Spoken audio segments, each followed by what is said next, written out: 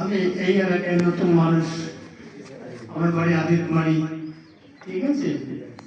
আমি গত 3 বছর ধরে এই অনুষ্ঠান আয়োজন করে আসতেছি কলেজের পক্ষ থেকে।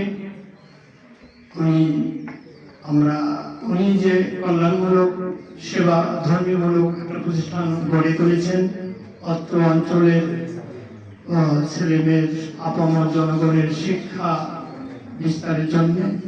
উনি এখানে একটা আলোক বক্তৃতা প্রতিষ্ঠা করে গেছেন, যে আলোকে আলোকিত হয়ে তোমরা ভালো মানুষ হবা, দেশ ও দেশের কল্যাণ করবা, তার জন্য দোয়া করবা। ওনার নাম যতদিন এই কলেজ থাকবে আশা করি আমরা সকলেই তাকে শ্রদ্ধা করে স্মরণ করব। আমরা তার আত্মার মাগফিরাত কামনা করব।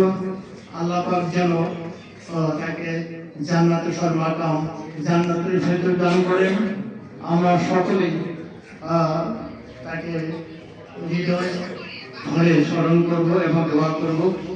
আমি আর বক্তব্য দীর্ঘায়িত করছি না। সভাপতি মঞ্চভূষ্ট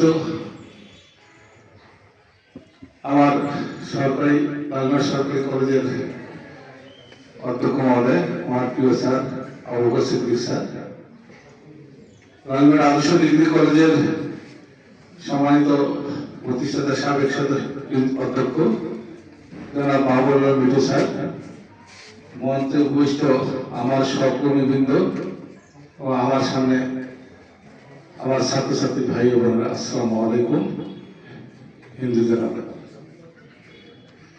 আজকের এমন একটি দিন, যে দিনটি আদর্শ কলেজের জন্য একটি বেদনাদায়ক দিন। আমরা এই লালমেট আদর্শ ডিগ্রি মহাবিদ্যালয় 1994 সালে যখন এখানে জয়েন করি, ঠিক সেই মুহূর্তে আমরা অভিভাবক হিসেবে পেয়েছিলাম মরহুম ডাক্তার আবুল মহসিন প্রামাণিক মহোদয়কে। তিনি আমাদেরকে যতদিন জীবিত ছিলেন ওনার পাখা নিচে আমাদেরকে আগিয়ে রেখেছিলেন। যত অভাব অনটন, যত অসুবিধা ছিল, আমরা তার কাছে গিয়ে আমরা সমস্ত কিছু সমাধান সেখান থেকে পেয়েছিলাম। লালমেট আদর্শ ডিগ্রি মহাবিদ্যালয়ের প্রত্যেকটা কর্মকাণ্ডে আমরা তাকে একান্ত কাছে পেয়েছিলাম। আজকের এই দিনটিতে তাকে খুব বেশি মনে পড়ছে। উনি শুধু একজন আদর্শ কলেজের প্রতিষ্ঠাতাই ছিলেন না, দখলগ্রাম থেকে লালমেট জেলার দখলগ্রাম থেকে তিস্তা পর্যন্ত যত উন্নয়ন ছিল ওনার জীবদ্দশায়, প্রত্যেকটা উন্নয়নের মাঝে ওনার হাতের ছোঁয়া ছিল। যার উদাহরণ হয়তো পরবর্তী পর্যায়ে আমাদের সাবেক অধ্যক্ষ মহোদয় দিবেন। আমি আমার কলেজে এসেই তাকে তার যে সাহচর্য পেয়েছি, সেই সাহচর্য পেয়ে আমি আজকে নিজেকে ধন্য মনে করি, এবং আজকের এই কলেজটিকে আমরা যে এই পর্যায়ে নিয়ে এসেছি সমস্ত ওনার অনুপ্রেরণায়। সুপ্রিয় ছাত্রছাত্রী এবং সহকর্মীবৃন্দ, আমি আশা করব ওনার যে মহান উদ্দেশ্য ছিল, এই অঞ্চলে আমরা যখন এই কলেজে যোগদান করি, এই এলাকায় কোনো কলেজ ছিল না এবং শিক্ষার মান এত অনুন্নত ছিল। ওনার এই উদ্দেশ্য সাধনের জন্য এই কলেজ প্রতিষ্ঠার মধ্য দিয়ে এই এলাকায় প্রতিটা ঘরে ঘরে এখন শিক্ষিত ছেলে পাওয়া যায়, মাস্টার ডিগ্রি পাস পাওয়া যায়। অনেকেই আমরা বিভিন্ন উচ্চ শিক্ষায় বাইরে যেতে দেখি। মাহমুদ আলম মিঠু সহ এই কলেজের বিভিন্ন বিভাগের সম্মানিত শিক্ষক শিক্ষয়িত্রীবৃন্দ এবং আমার প্রিয় ছাত্রছাত্রীবৃন্দ, সকলকে আমি আমার আন্তরিক অভিনন্দন জ্ঞাপন করছি। জনাব সাইফুল ইসলাম বিপুল তার বক্তব্যের মধ্য থেকে একটি কথা বলেছেন, সেটা হচ্ছে যে ডক্টর আবুল মহসিন প্রামাণিক যা কিছু করেছেন তার জীবদ্দশায়, তাকে স্মরণ করার জন্যই আজকে আমরা এখানে সমবেত হয়েছি। বিষয়টি অত্যন্ত গুরুত্বপূর্ণ এবং একটি মূল্যবান বাক্য যে আমরা জীবনে যারা যে কাজেই করি না কেন, আমাদের শিক্ষকতা, বাণিজ্য, চাকরি বা বিজ্ঞান, প্রযুক্তি, শিল্প, সংস্কৃতি, খেলাধুলা, যে কাজেই করি না কেন সে কাজেই যদি আমরা মনোযোগ সহকারে করি এবং যদি আমরা নিজেকে সেই সংশ্লিষ্ট কাজে প্রতিষ্ঠিত করার চেষ্টা করি, তাহলে অবশ্যই ডক্টর আবুল মহসিন প্রামাণিকের মতো আমরাও একদিন স্মৃতি হয়ে থাকবো। পরবর্তীতে আমাদের পরবর্তী প্রজন্ম আমাদেরকে স্মরণ করবে। ঠিক যেমনিভাবে আজকে আমরা 21 বছর পর ডাক্তার আবুল মহসিন প্রামাণিকের কর্মকাণ্ডের উপর ভিত্তি করে আজকের এই আলোচনা সভায় আমরা সমবেত হয়েছি। ডাক্তার আবুল মহসিন প্রামাণিক 1994 সালে এই কলেজটি স্থাপন করেছেন। কলেজের স্থাপনের ইতিহাস এত সহজ না, অনেক যুদ্ধ, অনেক সংগ্রাম, অনেক ত্যাগ, তিতিক্ষা, মামলা মোকদ্দমা করার পরে এই কলেজের পূর্ণাঙ্গ রূপ দেখা গেছে। এখানে অনেক প্রতিকূলতা ছিল। অন্যান্য কলেজ যেমন নির্বিঘ্নে প্রতিষ্ঠিত হয়েছে, যেমন কামরুজ্জামান কলেজ, শহীদ আবুল কাসেম মাহমুদুল্লাহ বড়বড়ি, সাবটিবিরি কলেজ, সমসাময়িক যেগুলো কলেজ আছে অত্যন্ত নির্বিঘ্নে প্রতিষ্ঠিত হয়েছে। তবে লাইমহাট সরকারি কলেজের পর জেলা শহরে সর্বপ্রথম যেটি বেসরকারি উদ্যোগে কলেজ প্রতিষ্ঠিত হয়েছিল তার মধ্যে লাইমহাট আদর্শ মহাবিদ্যালয় হচ্ছে অন্যতম প্রধান একটি কলেজ। আমি লাইমহাট সরকারি কলেজ যখন প্রভাষক হিসেবে দায়িত্ব পালন করছিলাম তখন আমি দেখেছি যে ছাত্রছাত্রীদের এত ভর্তির চাপ, তখন ছাত্রছাত্রীর সংখ্যা এতই বেশি যে আমরা অ্যাডমিশন টেস্ট নেওয়ার পরেও সমস্ত ছাত্রছাত্রীদেরকে সায়েন্স আর কমার্সে ভর্তি করার কোনো সুযোগ দিতে পারছিলাম না। ঠিক তার 1 বছর বা 2 বছর পরেই এই বিষয়টি অনুধাবন করেই উনি এখানে একটি কলেজ প্রতিষ্ঠা করার সিদ্ধান্ত গ্রহণ করেন।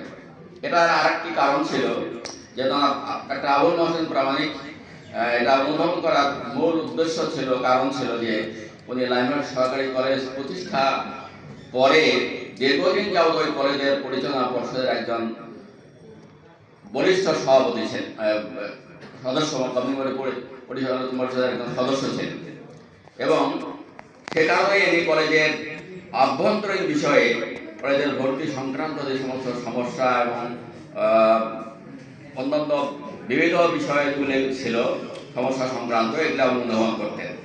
যার ফলশ্রুতিতে উনি এখানকার ছাত্রছাত্রীদের ভর্তি সংক্রান্ত সমস্যাগুলোকে সমাধান করার লক্ষ্যে এই এলাকার মানুষের অবহেলিত মানুষের উন্নয়নের জন্য তথা লাইমহাট জেলা শহরের অন্যান্য ছাত্রছাত্রীদের শিক্ষার মান উন্নত করার জন্যই এই লাইমহাট আদর্শ ডিগ্রি কলেজ নামে এই কলেজটি প্রতিষ্ঠা করেন।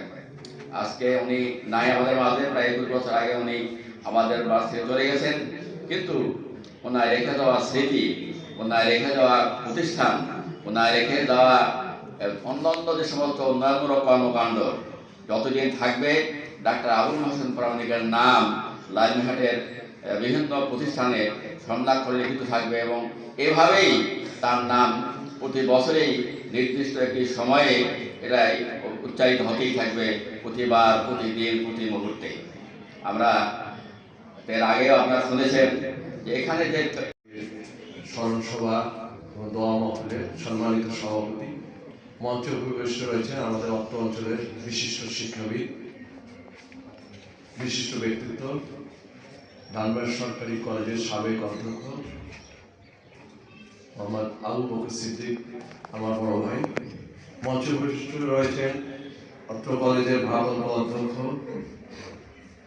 শিক্ষক শিক্ষিকা মন্ডলী ও আমার প্রাণপ্রিয় ছাত্রছাত্রীবৃন্দ, কর্মচারী কর্মকর্তাবৃন্দ, সবার প্রতি রইল সালাম, আসসালামু আলাইকুম ওয়া রাহমাতুল্লাহি ওয়া বারাকাতুহু।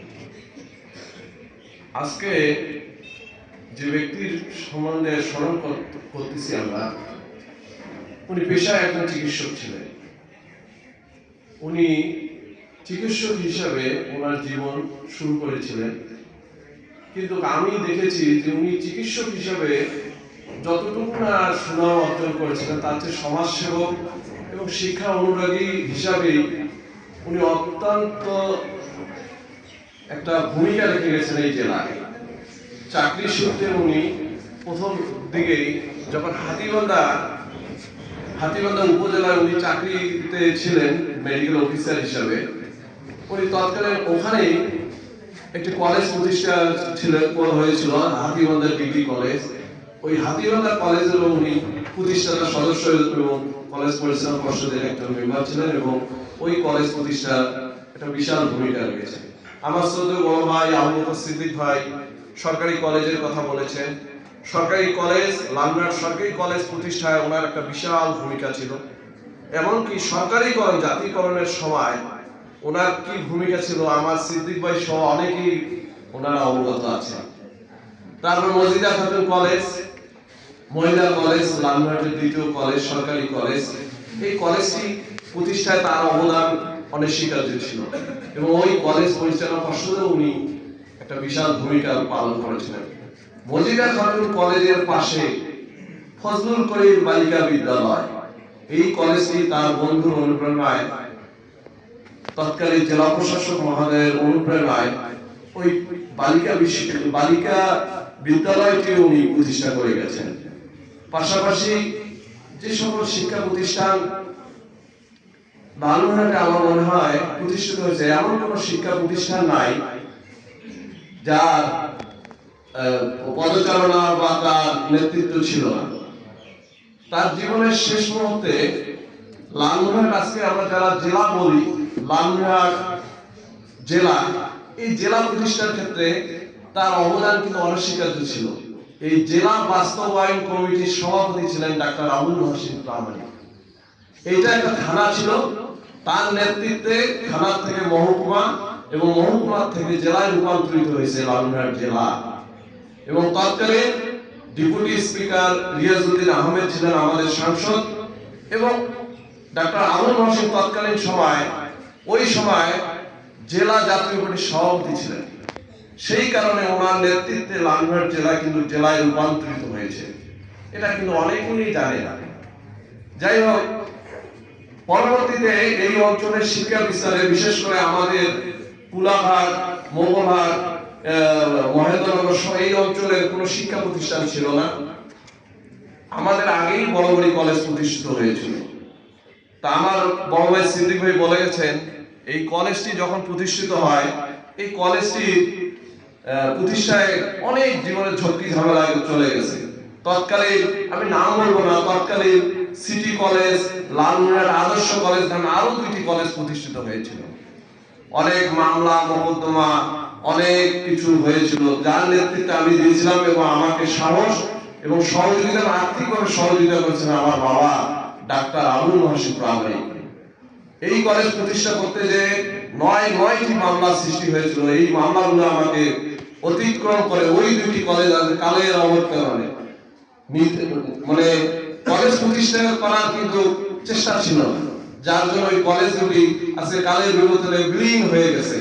আজকে লালমোহন আদর্শ ডিগ্রি কলেজ প্রতিষ্ঠার পর থেকে যত ঝক্কি ঝামেলা পড়ো, উচ্চ মাধ্যমিক, স্নাতক এবং স্নাতকোত্তর, এই অঞ্চলে কোন কলেজে কিন্তু অনার্স লালমোহন সদরে কিন্তু নাই। একমাত্র বেসরকারি কলেজ হিসেবে লালমোহন আদর্শ ডিগ্রি কলেজটিতে কিন্তু স্নাতক অনার্স কোর্স চালু রয়েছে। যাই হোক, ওনার স্বপ্ন ছিল এই অঞ্চলের অবহেলিত জনপদে একটা শিক্ষা বিস্তারের চেষ্টা উনি করে গেছেন এবং উনি ব্যক্তিগতভাবে সফল হয়েছেন। এখন বাকিটা বাস্তবায়ন করার দায়িত্ব আমাদের। আজকে ওনার স্মৃতিচারণ বা ওনার আজ দোয়া মাহফিলে আমি অনুরোধ করবো যারা শিক্ষার্থী আছেন তাদের কাছে, যে তার স্বপ্ন যদি বাস্তবায়ন করতে হয় তাহলে তোমাদের সঠিকভাবে লেখাপড়া করতে হবে, সঠিকভাবে পাঠ্যদান করতে হবে, পাঠ্য অভ্যাস করে তুলতে হবে। যদিও আমাদের দেশে করোনার পর থেকে শিক্ষা ব্যবস্থা একটা শূন্যতার মানে কেমন যেন একটা এলোমেলো হয়ে গেছে। আমরা আশা করবো আগামী দিনে যে সরকার আসবে, একটা স্থিতিশীল অবস্থা আসবে, শিক্ষা ব্যবস্থায় একটা ভালো দিক আসবে বলে আমরা বিশ্বাস করি। যে শূন্যতা সৃষ্টি হচ্ছে, যে এলোমেলো সৃষ্টি হচ্ছে শিক্ষা ব্যবস্থায়, এটা যদি সঠিকভাবে মানে পরিকল্পনার মাধ্যমে যদি সঠিকভাবে তৈরি করা না যায়, তো জাতি হিসাবে আমরা কিন্তু আর ঘুরে দাঁড়াতে পারবো না।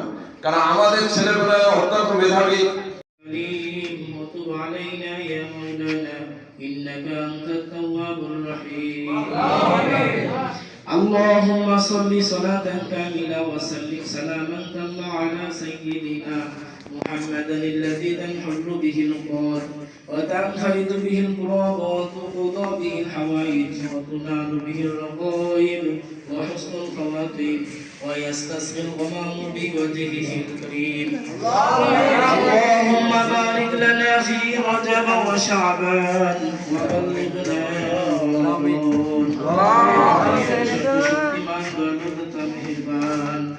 رب العالمين الله